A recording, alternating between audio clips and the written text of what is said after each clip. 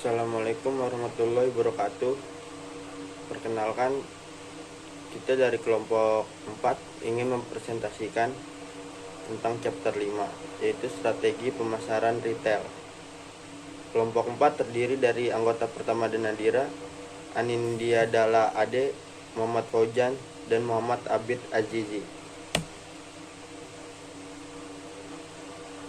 Tujuan pembelajaran yang pertama, kita di sini akan menentukan strategi pemasaran retail. Yang kedua, ada mengilustrasikan bagaimana pengecer membangun keunggulan kompetitif berkelanjutan. Yang ketiga, ada mengklasifikasikan sebagai peluang pertumbuhan strategis yang dikejar pengecer. Keempat, mengidentifikasi isu-isu yang muncul saat peritel domestik menjadi peritel global. Yang kelima, mengetahui langkah-langkah yang dilalui pengecer untuk mengembangkan rencana yang strategis. Apa itu strategi retail?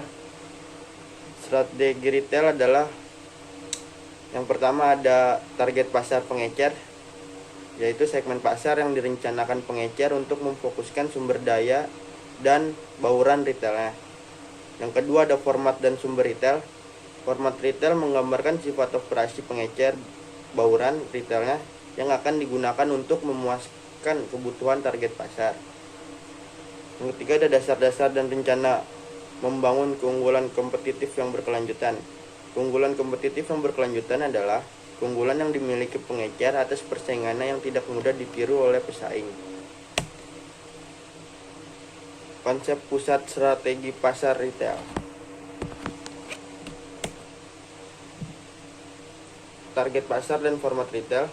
Pasar retail adalah sekelompok konsumen dengan kebutuhan yang sama seperti segmen pasar, dan sekelompok pengecer yang memenuhi kebutuhan tersebut dengan menggunakan format retail yang sama.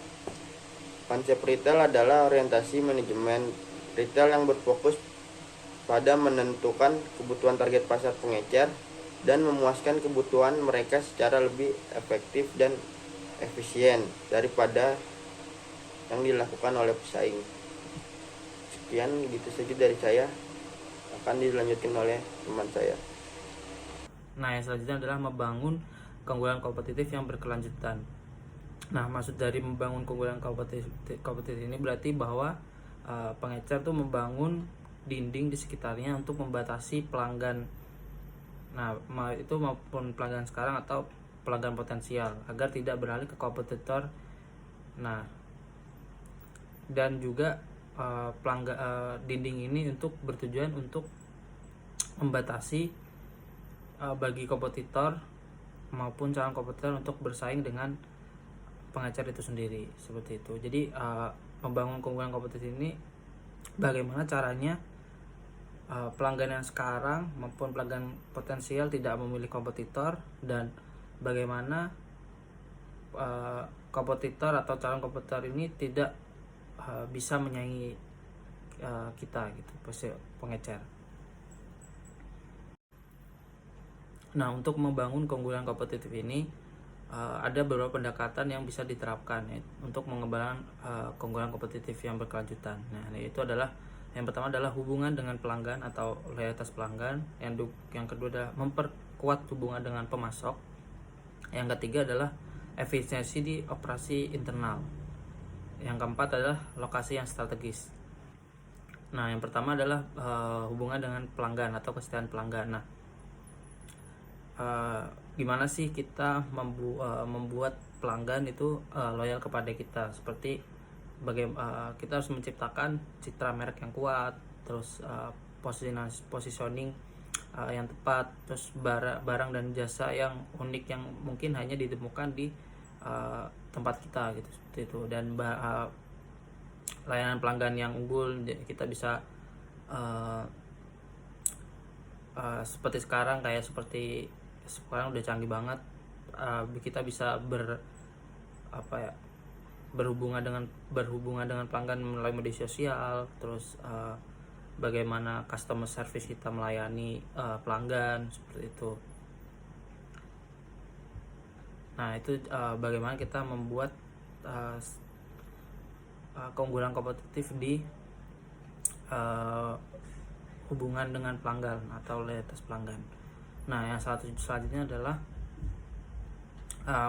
memperkuat hubungan dengan pemasok. Nah, apa sih pentingnya kita memperkuat hubungan dengan pemasok? Karena jika kita berhubungan baik, kita bisa saja mendapatkan barang-barang yang sulit ditemukan di pasar mungkin, atau barang itu sedang langka. Terus ada lagi bagaimana kita mendapatkan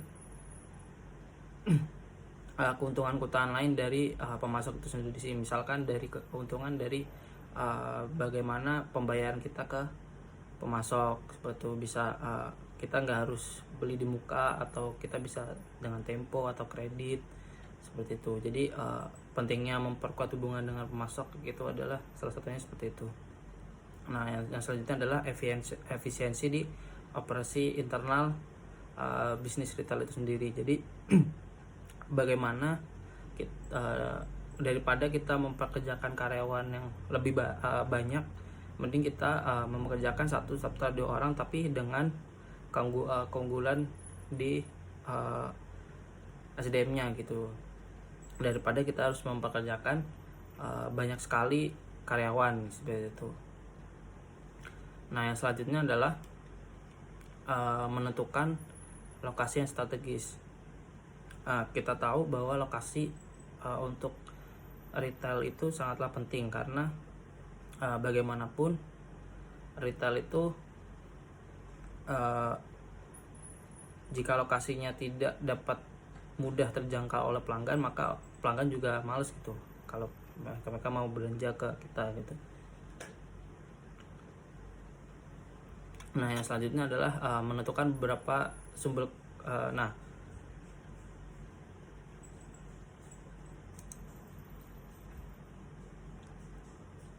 Nah, untuk membangun keunggulan kompetitif ini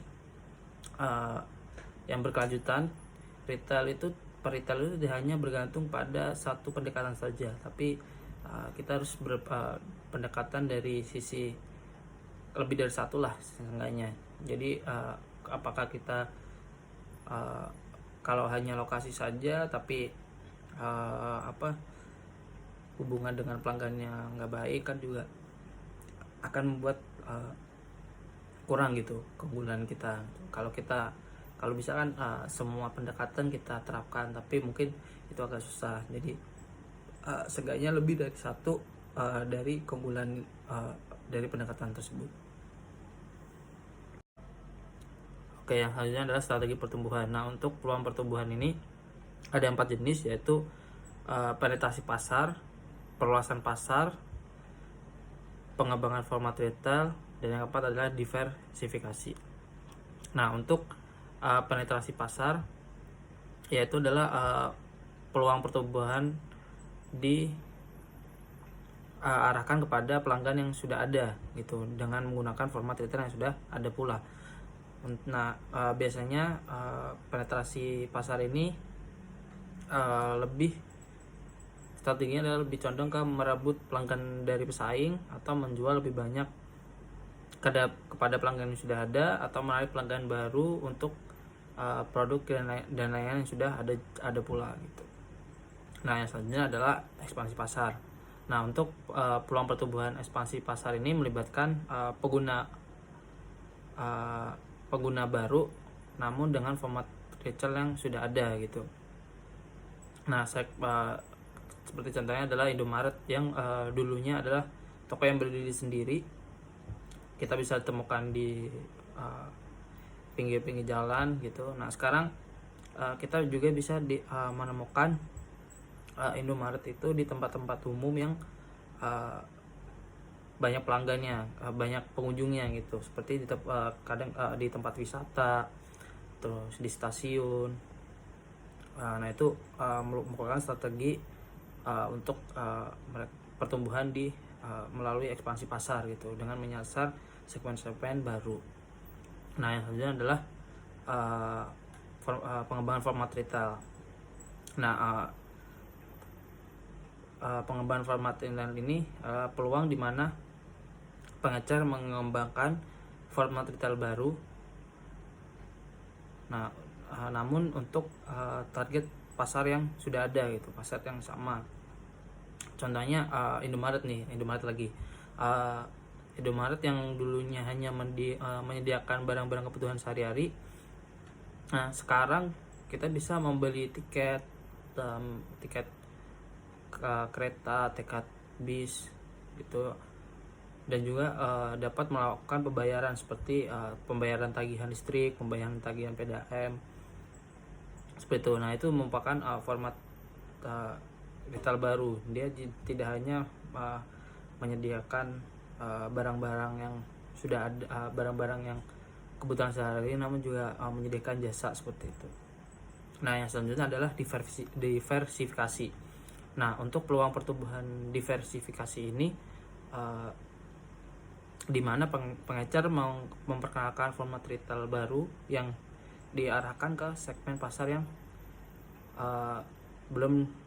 baru juga gitu. Nah, misalkan Indomaret lagi nih, Indomaret ini sekarang juga melayani ekspedisi yang bagaimana dia memanfaatkan gerainya yang ada di seluruh Indonesia. Jadi mereka kita dapat mengirimkan barang yang kita bisa ambil di gerai, kita bisa kirim ke gerainya, dan nanti kita bisa mengambil di gerainya juga seperti itu. Nah, ini membuat diversifikasi pada Indomaret itu sendiri. Peluang pertumbuhan retail global. Daya tarik pasar internasional. Sebagian besar pengecer yang memasuki pasar luar negeri itu adalah pengecer multinasional yang sukses dalam praktik manajemen yang canggih. Dengan demikian, mereka itu menemukan negara-negara yang memiliki retail modern, infrastruktur yang lebih maju, serta populasi yang signifikan untuk lebih mendukung para retail itu untuk lebih berkembang. Ada 3 faktor yang sering digunakan untuk menentukan daya tarik peluang internasional. Yang pertama itu besarnya potensi pasar retail di dalam negeri. Yang kedua, sejauh mana negara tersebut bisa melakukan dan dapat mendukung masuknya peritel asing yang bergerak di bidang retail modern. Yang ketiga itu ada resiko atau ketidakpastian dalam penjualan dan keuntungan. Selanjutnya, ada kunci sukses dalam retail global. Ada 4 karakteristik pengecer yang berhasil memanfaatkan peluang pertumbuhan internasional. Yang pertama itu keunggulan kompetitif yang berkelanjutan secara global. Yang kedua, kemampuan beradaptasi. Peritel atau pengecer harus mampu untuk beradaptasi, mengenali perbedaan budaya, dan dapat menyesuaikan strategi inti mereka dengan kebutuhan pasar retail lokal. Yang ketiga, ada budaya global. Tidaklah cukup untuk mentransplantasikan budaya dan infrastruktur negara asal dengan negara lain. Pengecer harus berpikir secara global. Struktur manajemen global komite regional yang bertemu secara teratur, memajukan kesadaran dan penerapan praktik terbaik global. Yang keempat, ada sumber daya keuangan. Karena sulitnya mendapatkan keuntungan jangka pendek saat ekspansi ke pasar internasional, maka dibutuhkan komitmen jangka panjang dan perencanaan awal yang cukup besar.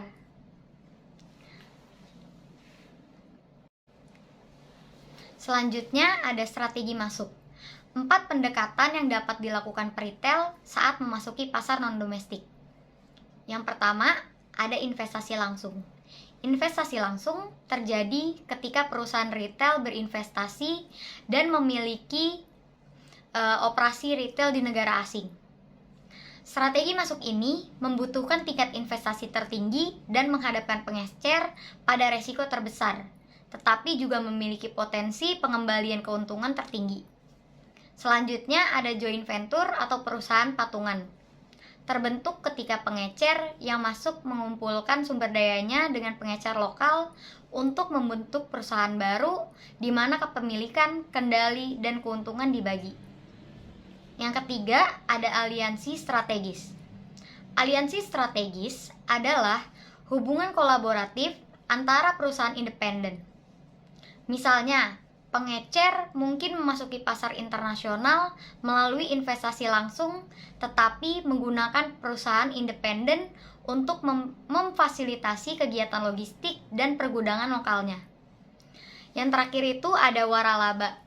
Waralaba meresikokan resiko yang terendah dan membutuhkan investasi paling sedikit, tetapi juga memiliki potensi pengembalian investasi terendah. Pengecer memiliki kendali terbatas atas operasi retail di luar negeri. Potensi keuntungannya berkurang dan resiko membantu terciptanya pesaing domestik lokal meningkat. Selanjutnya akan dijelaskan oleh teman saya. Proses perencanaan retail strategis. Ada 7 langkah yang harus dilakukan oleh pengecer itu sendiri. Yang pertama, harus menentukan misi dari bisnis yang dibuat oleh pengecer. Menentukan misi ini yaitu pengecer harus menentukan tujuan dan ruang lingkup kegiatan yang dilakukan. Tujuannya itu untuk memaksimalkan gitu jumlah kekayaan dan juga memberikan dampak kepada masyarakat sekitarnya. Langkah kedua yaitu harus melakukan analisis SWOT. Analisis SWOT ini dipengaruhi oleh analisis lingkungan eksternal maupun internal. Analisis lingkungan internal ini dipengaruhi oleh kekurangan atau kelebihan dari pengecer itu sendiri, atau juga keunikan dari barang yang dibuat atau dipasarkan oleh pengecer. Sedangkan faktor eksternal terdiri dari beberapa faktor yang mempengaruhi, seperti faktor pasar atau faktor kompetitif. Ada juga faktor dinamika lingkungan. Faktor-faktor ini tidak bisa gitu diubah atau diatur oleh pengecer tersebut. Ada juga langkah yang ketiga, itu identifikasi peluang strategis. Langkah yang keempat, pengecer harus mengevaluasi peluang dan strategisnya. Evaluasi ini menentukan potensi pengecer untuk membangun keunggulan kompetitif yang berkelanjutan, jadi menuai keuntungan di jangka yang panjang gitu. Nah, langkah kelima, pengecer harus menetapkan tujuan khusus dan alokasi sumber dayanya. Tujuan khusus ini digunakan untuk mengukur kemajuan dari tujuan yang keseluruhan. Dengan demikian, tujuan khusus ini memiliki beberapa komponen. Komponen yang pertama yaitu kinerja yang dicari, komponen kedua yaitu kerangka waktu, dan komponen yang terakhir itu ada tingkat investasi. Nah, langkah yang keenam, membangun atau mengembangkan bauran retail untuk menerapkan strategi yang sudah dibuat. Sedangkan yang ketujuh, pengecer tuh harus melakukan evaluasi kinerja dan melakukan penyesuaian langkah. Jadi segala hal atau strategi yang sudah dilakukan sebelumnya, jika melampaui tujuan dari pengecer tersebut, maka tidak diperlukan gitu perubahan. Tapi jika pengecer ini gagal, maka pengecer harus melakukan evaluasi ulang mengenai analisis yang sudah dilakukan sebelumnya, strategi sebelumnya harus lebih dikembangkan atau dibuat perencanaan baru, termasuk analisis SWOT yang baru juga. Nah, yang terakhir ada perencanaan strategis di dunia nyata. Perencanaan strategis ini dapat membantu setiap organisasi dalam perusahaan untuk mencapai tujuan jangka panjang perusahaan secara utuh.